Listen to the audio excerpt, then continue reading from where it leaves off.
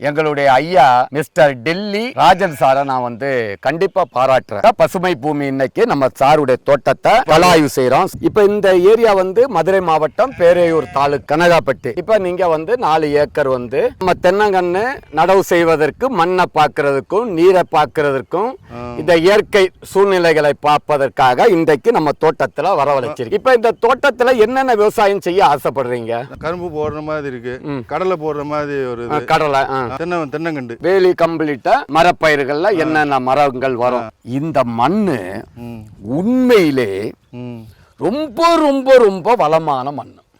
அப்ப நீங்க நெல்லு, கரும்பு, கத்தரிக்காய், காய்கறிகள், சொரக்காய், வாழை நல்லா வரும். இந்த தோட்டத்தை நல்லா உழுகணும், வரப்பை எடுத்து நல்லா கெட்டணும், வரப்பு வேலி ஓரம் மரப்பயிர்களை வைங்க.